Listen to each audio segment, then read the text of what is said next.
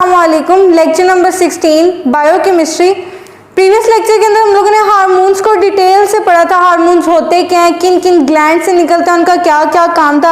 आज हम लोगों ने पढ़ना उन हार्मोन्स की क्लासिफिकेशन कि वो हार्मोन्स जो से हैं उनकी क्लासिफिकेशन किस बेस पे की गई, आगे फिर हम उनको डिटेल में पढ़ेंगे। तो पेज नंबर 31 पे आ जाओ।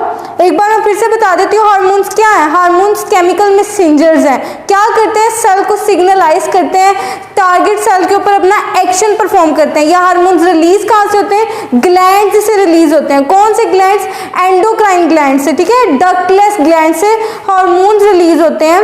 ऐसे केमिकल मैसेंजर्स रिलीज होते हैं जो कि सेल के ऊपर अपना एक्शन परफॉर्म करते हैं, सेल्स के ऊपर सिग्नल देते हैं, ठीक है। तो हार्मोन्स का इंट्रोडक्शन मैंने आप लोगों को पहले भी पूरा हम लोग डिटेल में पढ़ चुके हैं, तो थोड़ा सा मैंने आप लोगों को इंट्रोडक्शन भी दे दिया। आज का लेक्चर है हमारा उसकी क्लासिफिकेशन, ठीक है। तो हार्मोन्स की क्लासिफिकेशन पेज नंबर 31 पर दो तरीकों पे की गई है, based on the site of production और अकोमुलेशन, या फिर दूसरी है बेस्ड ऑन केमिकल नेचर के हार्मोन्स को कैटेगरीज में डिवाइड किया गया। किस बेस पर, एक तो प्रोडक्शन और एकोमुलेशन के लिहाज से कि जो वो हार्मोन्स हैं किस किस ग्लैंड से निकल रहे हैं, जिस ग्लैंड से निकलेंगे उस ग्लैंड की क्लासीफाई में आ जाएगा। अगर वो उस किसी और ग्लैंड के अंदर अकोमोडेट हो रहे हैं, अकोमोडेट होना जमा होना, इकट्ठा होना, ठीक है।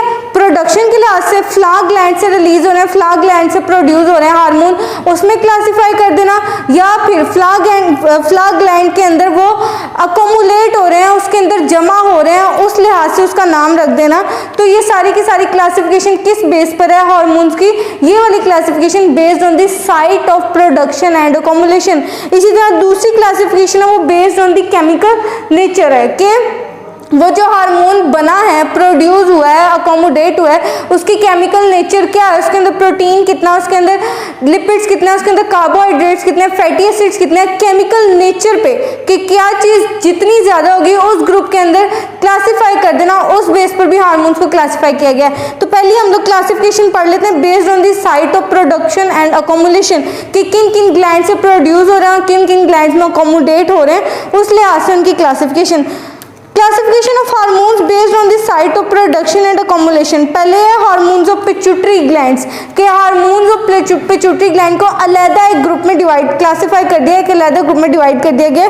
तो अब पिट्यूटरी ग्लैंड के दो पार्ट होते हैं, एक उसका इंटीरियर हिस्सा होता है, एक उसका पोस्टीरियर हिस्सा होता है, ठीक है। पिट्यूटरी ग्लैंड जो हमारे जिस्म के अंदर पाया जाता है, उस पिट्यूटरी ग्लैंड का एक इंटीरियर हिस्सा है, एक पोस्टीरियर हिस्सा है। वैसे तो हम कह सकते हैं कि पिट्यूटरी ग्लैंड के अंदर 4 हार्मोन्स रिलीज होते हैं, ठीक है। पिट्यूटरी ग्लैंड के अंदर से 4 हार्मोन्स रिलीज होते हैं, 4 हार्मोन प्रोड्यूस होते हैं। वो कौन से 4 हार्मोन्स होते हैं, growth hormone, thyroid stimulating hormone, growth hormone जो ग्रोथ को प्रमोट करे, थायराइड स्टिमुलेटिंग हार्मोन जो थायराइड ग्लैंड को स्टिमुलेट करे। थायराइड ग्लैंड को स्टिमुलेट करने का जो हार्मोन है वो थायराइड ग्लैंड से नहीं निकलता, वो पिट्यूटरी ग्लैंड के अंदर से निकलता है, ठीक है। Oxytocin hormone anti diuretic hormone जिसको ADH भी कहते हैं, आप लोगों ने साथ के साथ सिंबल्स भी याद रखना है। तो पिट्यूटरी ग्लैंड से ये 4 हार्मोन रिलीज होते हैं। अब ये भी आप लोग MCQ जाएगा कि anterior side of pituitary gland से कौन से रिलीज होते हैं और posterior side of pituitary gland से कौन से रिलीज होते हैं। तो आप लोगों ने याद रखना कि एंटीरियर पिट्यूटरी ग्लैंड हार्मोन कौन से हैं, growth hormone, thyroid stimulating hormone, और पोस्टीरियर पिट्यूटरी ग्लैंड वाले कौन से हार्मोन्स हैं, ऑक्सीटोसिन हार्मोन और एंटी डायूरेटिक हार्मोन। ये आप लोगों ने फिलहाल नेम्स एज इट इज याद करने हैं, इसमें आप लोगों को कोई भी चांस वगैरह नहीं मिलना, ये आप लोगों को फिंगर टिप्स पे याद हो। आगे हम लोग इनके काम भी पढ़ेंगे, वो उसमें आप लोग एक्सेप्शन कर सकते हो, लेकिन ये आप लोगों को हार्मोन्स याद हो कि ये वाला पिट्यूटरी ग्लैंड का हार्मोन है, ये वाला थायराइड है, थायराइड का है, ये वाला एड्रिनल ग्लैंड का। तो ये नेम्स आप लोगों को हर हाल में याद हो। Hormones of thyroid glands, thyroid gland के 3 हार्मोन्स होते हैं, कौन कौन से, ट्राइआयोडोथायरोनिन, टेट्राआयोडोथायरोनिन और कैल्सिटोनिन। ये 3 हार्मोन कौन से हैं, थायराइड ग्लैंड वाले हार्मोन्स हैं। अब जो थायराइड ग्लैंड के हार्मोन्स होंगे ना, आप लोगों को बस इतना याद हो कि उनके एंड पे थायरोनिन आएगा। तो थायराइड ग्लैंड के हार्मोन्स होंगे, उनके एंड पे क्या आएगा, थायरोनिन। तो जिस भी हार्मोन के एंड पे थायरोनिन आएगा ना, आप लोगों को बस फौरन आपके माइंड में आ जाएगा कि अगर थायरोनिन लिखा है तो ये कहाँ का हार्मोन है, ये थायराइड ग्लैंड का हार्मोन है। अब ट्राइआयोडोथायरोनिन, टेट्राआयोडोथायरोनिन, कैल्सिटोनिन, ये तीनों हार्मोन्स किसके हैं, थायराइड ग्लैंड के हार्मोन है। फोर्थ ग्लैंड की हम लोग बात कर लेते हैं which is parathyroid gland. Parathyroid gland का हार्मोन कौन सा है, पैराथॉर्मोन। पैरा से आप लोगों ने याद रखना है पैराथायरॉइड के ठीक है। पैरा पैरा पैरा पैरा से आप लोगों ने याद रखना है PTH, hormones of adrenal gland. अब एड्रीनल ग्लैंड के कौन कौन से हार्मोन्स है? एल्डोस्टेरोन हार्मोन, कॉर्टिसोल हार्मोन, ये दो हार्मोन जो से एड्रीनल ग्लैंड के हार्मोन्स हैं। हार्मोन्स ऑफ ओवरी ग्लैंड, अब ओवरी ग्लैंड के हम लोग हार्मोन्स की बात करें तो अगर हम बात करें ओवरी की, तो ओवरी जो है वो सिर्फ और सिर्फ फीमेल्स के अंदर पाई जाती है, औरतों के अंदर पाई जाती है। तो इस वजह से ये जो नीचे दो ग्लैंड्स, जो नीचे दो हार्मोन्स लिखे हैं, ये सिर्फ और सिर्फ फीमेल्स के अंदर पाए जाएंगे। तो ये आप लोग वहाँ पर लिख भी लो कि ये जो दो हार्मोन्स मेंशन है ये हर किसी के जिस्म में नहीं होते, ये सिर्फ और सिर्फ औरतों के जिस्म में पाए जाते हैं। कौन सा? एस्ट्रोजन हार्मोन और प्रोजेस्टेरोन हार्मोन, ठीक है। ये दोनों हार्मोन जो से हैं फीमेल के अंदर पाए जाते हैं। कहाँ पाए जाते हैं? ओवरी ग्लैंड के अंदर पाए जाते हैं। हार्मोन्स ऑफ टेस्टीज, अब ये वाले जो टेस्टीज वाले ग्लैंड से हार्मोन्स निकलते हैं वो कौन कौन से हैं? Testosterone hormone, dihydrotestosterone hormone. अब ये वो हार्मोन है जो सिर्फ और सिर्फ मेल के अंदर पाए जाते हैं, फीमेल के अंदर नहीं पाए जाते हैं। टेस्टीज वाला ग्लैंड सिर्फ और सिर्फ मेल के अंदर होता है, तो ये जो नीचे वाले दो हार्मोन हैं ये भी सिर्फ और सिर्फ मेल के अंदर पाए जाते हैं। ये भी फर्क समझ आ गया, फीमेल के अंदर कौन सा हार्मोन पाए जाते हैं, मेल के अंदर कौन सा हार्मोन पाए जाते हैं, ये आप लोगों को पता है।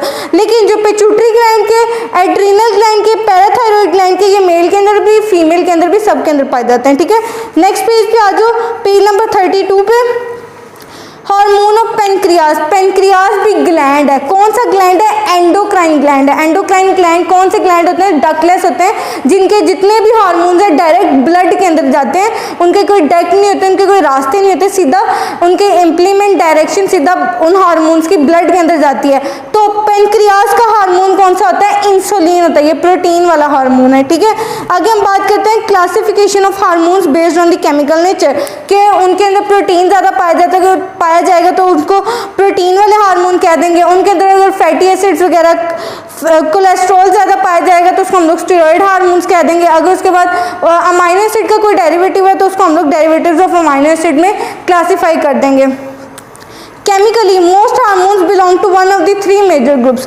केमिकली जितने भी हमारे जिस्म के अंदर हार्मोन्स पाए जाते हैं वो 3 तरह के हो सकते हैं, या तो वो स्टेरॉइड हार्मोन होगा, या फिर वो प्रोटीन हार्मोन होगा, या फिर डेरिवेटिव्स ऑफ अमाइनो एसिड्स होंगे, ठीक है। जो हार्मोन केमिकल कंपोजिशन के लिहाज से हमारे जिस्म के अंदर पाए जाएंगे वो 3 किस्म के होंगे। कौन कौन सी किस्म होगी? प्रोटीन हार्मोन्स होंगे, या फिर वो स्टेरॉइड हार्मोन्स होंगे, या फिर डेरिवेटिव्स ऑफ अमाइनो एसिड्स होंगे। तो हम वन बाय वन डिस्कस कर लेते हैं। स्टेरॉइड हार्मोन, स्टेरॉइड वर्ड कहाँ से निकला हुआ है? स्टेरॉइड, स्टेरॉइड निकला हुआ है वर्ड कोलेस्ट्रॉल से। कोलेस्ट्रॉल की टाइप है फैट, मादनियात, ठीक है। स्टेरॉइड जो सी है एक टाइप है किसकी? कोलेस्ट्रॉल की। कोलेस्ट्रॉल क्या है? फैटी एसिड है। कोलेस्ट्रॉल, कोलेस्ट्रॉल से निकला हुआ है। कोलेस्ट्रॉल किससे निकला हुआ है? फैटी एसिड से। फैटी एसिड क्या है? फैटी एसिड बेसिकली लिपिड्स है, ठीक है। चिकनाइयाँ जितनी भी है, जो चिकनाई वगैरह है जितनी भी हमारे जिस्म के अंदर या जहाँ जहाँ भी चिकनाई पाई जाती है वो किस चीज़ से बनी है? फैटी एसिड से बनी है। फैटी एसिड किस चीज़ में? कोलेस्ट्रॉल। तो मतलब लिपिड्स की एक टाइप से स्टेरॉइड, ठीक है। ऐसे हार्मोन्स जिसमें लिपिड ज़्यादा हो, जिसमें फैट ज़्यादा हो, उनको हम किस में कैटेगराइज करेंगे? उसको हम लोग स्टेरॉइड हार्मोन्स में कैटेगराइज करेंगे। These are hormones formed from the cholesterol और डेरिवेटिव्स। अब वो कौन कौन से हार्मोन्स हैं जो कोलेस्ट्रॉल से बने हुए होते हैं? उनमें शामिल है टेस्टोस्टेरोन। टेस्टोस्टेरोन कौन सा था? वो जो सिर्फ और सिर्फ मेल्स के अंदर पाया जाता है, टेस्टिस की ग्लैंड की वजह से रिलीज होता है। एल्डोस्टेरोन, एस्ट्रोजन, प्रोजेस्टेरोन, प्रोजेस्टेरोन और एस्ट्रोजन फीमेल के हैं, ठीक है। तो ये वाले हार्मोन जो हैं ये ऐसे हार्मोन हैं जिनमें कोलेस्ट्रॉल ज़्यादा पाया जाता है। ये ऐसे हार्मोन हैं जो कोलेस्ट्रॉल से बने हुए हैं, इसलिए इनको स्टेरॉइड हार्मोन्स के अंदर रखा जाता है। Steroid hormones help control.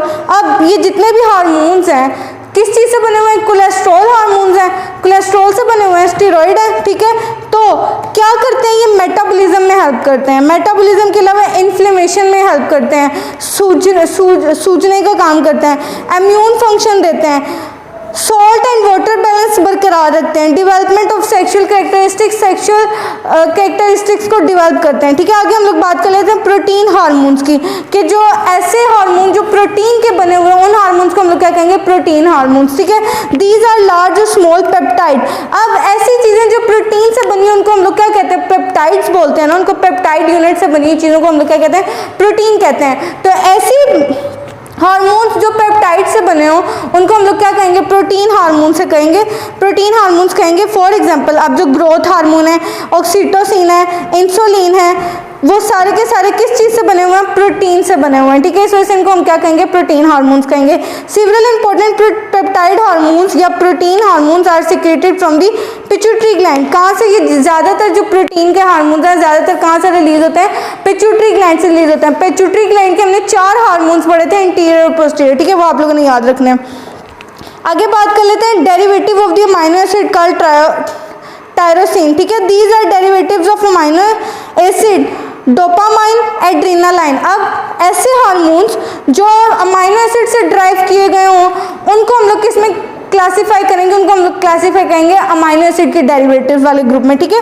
For example tyrosine, dopamine, adrenaline. अब इसमें से क्या एमसीक्यूज आ सकते हैं, आप लोगों का इसमें से ये एमसीक्यूज आ सकता है कि जो सा ऑक्सीटोसिन है वो प्रोटीन हार्मोन है या स्टेरॉयड हार्मोन है या डेरिवेटिव ऑफ अमीनो एसिड है, या ये एमसीक्यूज आ सकता है डोपामाइन जो सा है वो कौन सा हार्मोन है, प्रोटीन हार्मोन है या फिर स्टेरॉयड हार्मोन है या फिर डेरिवेटिव्स ऑफ अमीनो एसिड है। तो आप लोगों को पता होगा कि डोपामाइन कौन सा हार्मोन है, ठीक है। इस तरह आप लोगों ने फिंगर टिप से याद रखना है कौन सा हार्मोन में कौन सा हार्मोन किस चीज से बना हुआ है, कौन सा हार्मोन कोलेस्ट्रॉल से बना है, कौन सा हार्मोन प्रोटीन से बना है, कौन सा हार्मोन अमीनो एसिड का डेरिवेटिव है, ठीक है। आगे हम लोग लास्ट टॉपिक की बात कर लेते हैं, हार्मोनल एक्शन के जो हार्मोन्स है अपना काम कैसे परफॉर्म करते हैं, ठीक है। हार्मोन्स का हमने पढ़ तो लिया कि हार्मोन्स होता क्या है, हार्मोन्स करता क्या है, हार्मोन्स किस चीज़ से बना हुआ होता है, लेकिन हमने ये तो नहीं ना पढ़ा कि वो जो काम करता है वो करता कैसे है, वो काम कैसे अमल में आता है। हार्मोन्स का काम तो ये सेल को सिग्नलाइज करना, जहाँ से रिलीज हो रहा है, फॉर एग्जाम्पल पिट्यूटरी ग्लैंड से रिलीज हो रहा है, उसने काम जाके एड्रिनल ग्लैंड पर करना है, तो वो जो काम हमें तो पता है उसने वहाँ पर ये काम करना, उसने वहाँ पर ग्रोथ करवानी है, ग्रोथ हार्मोन है थायराइड ग्लैंड पिट्यूटरी ग्लैंड का, वो ग्रोथ करवाता है, ये काम तो हमें पता है ग्रोथ करवाता है, लेकिन वो काम कैसे करवाता है वो अब हम लोग डिस्कस करने लगे।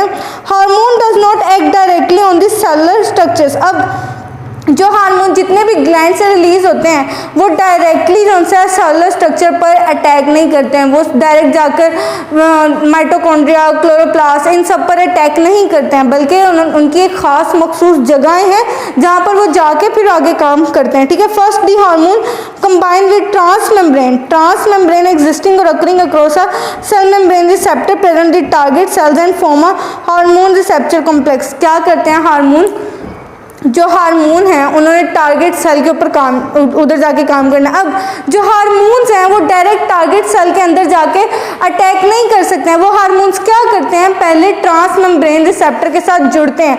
ट्रांसमेम्ब्रेन रिसेप्टर क्या होते हैं, ट्रांसमेम्ब्रेन रिसेप्टर ऐसे रिसेप्टर्स होते हैं जो मेम्ब्रेन के आगे पीछे मौजूद होते हैं, ठीक है, जो ट्रांसपोर्टेशन करवा रहे होते हैं, ठीक है।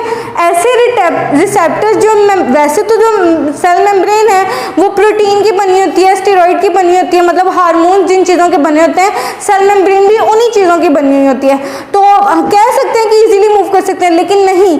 हार्मोन्स क्या करते हैं, हार्मोन्स पहले ट्रांसमेम्ब्रेन रिसेप्टर्स के साथ कंबाइन होते हैं, उनके साथ जुड़ते हैं, फिर मेम्ब्रेन के अंदर दाखिल होते हैं, फिर क्या करते हैं, क्या बनाते हैं, फिर वो अंदर जाके हार्मोन जब वो रिसेप्टर के साथ कंबाइन होते हैं क्या बनता है, हार्मोन रिसेप्टर कॉम्प्लेक्स बनता है। ये आप लोग अंडरलाइन कर लो कि जब हार्मोन्स टारगेट सेल के अंदर एंटर होते हैं तो उनको एंटर होने के लिए पहले एक हार्मोन रिसेप्टर कॉम्प्लेक्स बनाना पड़ता है। वो कैसे बनता है, वो हार्मोन जो से ट्रांसमेम्ब्रेन रिसेप्टर के साथ कंबाइन होता है और फिर हार्मोन रिसेप्टर कॉम्प्लेक्स बनाता है और फिर सेल के अंदर एंटर होता है, ठीक है।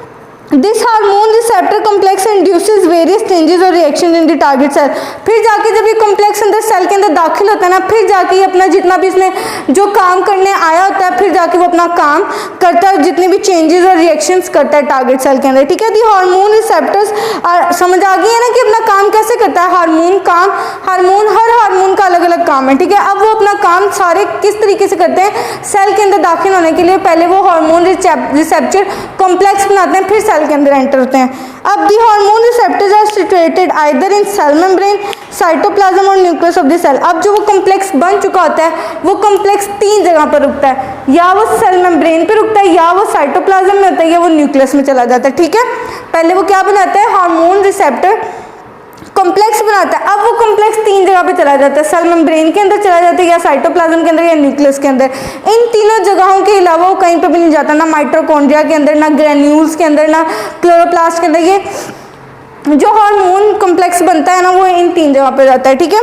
अब सेल मेम्ब्रेन की बात कर लेते हैं। The receptors of protein hormones are situated in the cell membrane. अब जो हार्मोन्स प्रोटीन वाले होंगे, मेंशन आप लोग कर लो, सेल मेम्ब्रेन में कौन सा हार्मोन रिसेप्टर कॉम्प्लेक्स जाएगा? प्रोटीन वाला जो हार्मोन होगा वो वाला इधर जाएगा, ठीक है। अगर अब हम लोग साइटोप्लाज्म की बात करें तो receptors of steroid hormones are situated in the cytoplasm of target cell. तो जो हार्मोन स्टीरॉयड वाला रिसेप्टर के साथ जुड़ के सेल के अंदर दाखिल होगा तो वो साइटोप्लाज्म के अंदर जाएगा। अगर स्टीरॉयड वाला हार्मोन रिसेप्टर के साथ मिलेगा तो वो कहाँ जाएगा? साइटोप्लाज्म में जाएगा। अगर प्रोटीन वाला हार्मोन रिसेप्टर के साथ जुड़ेगा तो वो सेल मेम्ब्रेन में जाएगा। आगे नेक्स्ट पेज पे आ जाओ, पेज नंबर 33 पे। तो रिसेप्टर ऑफ थायराइड हार्मोन, अगर थायराइड ग्लैंड के जितने भी हार्मोन हम लोगों ने 2-3 पढ़े, अगर वो वाले हार्मोन रिसेप्टर के साथ मिले और टारगेट सेल पर अटैक करने के लिए जाएं तो वो डायरेक्ट कहाँ जाएंगे? न्यूक्लियस के अंदर जाएंगे। तीनों बातें आप लोगों ने याद रखनी है कि प्रोटीन वाला हार्मोन अगर रिसेप्टर के साथ मिलकर टारगेट सेल के अंदर जाएगा तो कहाँ जाएगा? सेल मेम्ब्रेन के अंदर जाएगा, टारगेट सेल के। साइटोप्लाज्म, स्टीरॉयड हार्मोन जब रिसेप्टर्स के साथ मिलेगा तो साइटोप्लाज्म में जाएगा। थायराइड हार्मोन जब रिसेप्टर के साथ मिलेगा तो टारगेट सेल के अंदर जाके न्यूक्लियस में जाएगा, ठीक है। Generally when a hormone is secreted in excess the number of receptors of that hormone decrease. This process is called down regulation. आगे दो बहुत इंपॉर्टेंट डेफिनेशन आ गई हैं, down regulation and up regulation. Down regulation में आप लोगों ने याद रखना है, डाउन रेगुलेशन में हार्मोन ज़्यादा होता है और जो हार्मोन के रिसेप्टर्स होते हैं कम होते हैं। ऐसा अमल जिसमें हार्मोन एक्सेस हो और हार्मोन के जो रिसेप्टर्स है डिक्रीज हो उसको हम लोग क्या कहेंगे? डाउन रेगुलेशन कहेंगे। और ऐसा अमल जिसमें हार्मोन्स कम और जो हार्मोन्स के रिसेप्टर्स हैं वो ज़्यादा हो उसको हम लोग क्या कहेंगे? Up regulation. ये दोनों का डिफरेंस आप लोगों को हर हाल में चाहिए, शॉर्ट क्वेश्चन आता है, difference between up regulation and down regulation. आगे है ग्रोथ हार्मोन। आगे हम लोग लास्ट पैराग्राफ डिस्कस कर लेते हैं। Proteins and peptides can not enter the cell so act via cell membrane receptors producing their effect by second messengers which are activated in the cell as soon as the hormone binds to the receptor. के जो protein और peptides हैं वो direct cell के अंदर enter ऐसे नहीं हो सकते हैं, वो एंटर तभी होंगे जब वो रिसेप्टर के साथ जब बाइंड होंगे ना तो वो एक्टिवेट कर देंगे सेकंड मैसेंजर को। एक प्रोटीन पेप्टाइड वाला हार्मोन है, उसने सेल के अंदर एंटर होना है।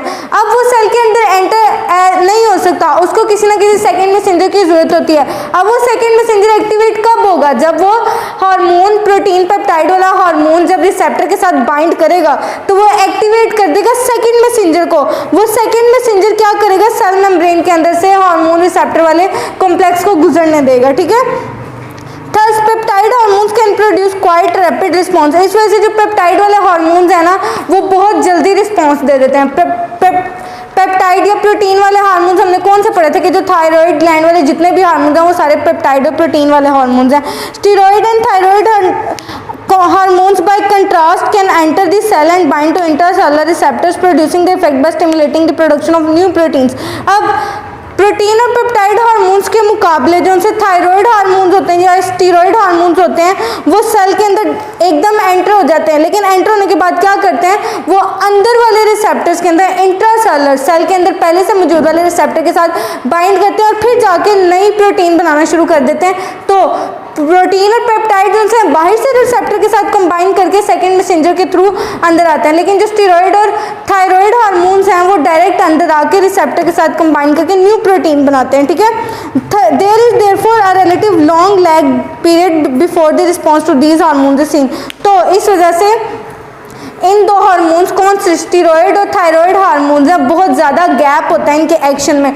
प्रोटीन और इस पूरे पैराग्राफ में आप लोगों ने ये नतीजा निकालना है कि जो प्रोटीन और पेप्टाइड वाले हार्मोन्स हैं उनका एक्शन जो है टारगेट सेल पे वो रैपिड होता है, वो जल्दी जल्दी एक्शन दे देते हैं। लेकिन जो दूसरे हैं स्टीरॉयड और थायराइड हार्मोन्स उनको क्या करना पड़ता है? उनको पहले न्यू प्रोटीन बनानी पड़ती है। इस वजह से इनका एक्शन जो ये टारगेट सेल के ऊपर अपना एक्शन परफॉर्म करते हैं वो बहुत ज़्यादा लंबे टाइम का होता है, ठीक है। तो आज का लेक्चर इतना ही है। कल से हम लोग उन ग्रोथ हार्मोन्स वगैरह के सारे फंक्शंस डिटेल में पढ़ेंगे। तो अगर आप लोगों को समझ ना आए तो क्वेश्चन ज़रूर कीजिएगा। अल्लाह हाफिज़।